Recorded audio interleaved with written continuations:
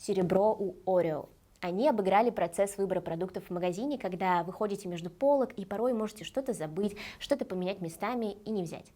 Так вот, они сделали серию фотографий около стендов с Oreo, где на месте выбранной упаковки остался другой продукт, с которым человек в тот момент стоял в руке. А сверху была надпись «Здесь было принято решение». Radio and Audio Lines. Здесь все понятно. Радио, подкасты, звуковые компании. Оценивается то, как использован звук, чтобы передать идею. Золото и серебро снова у Oreo, но на этот раз у компании Name This Oreo.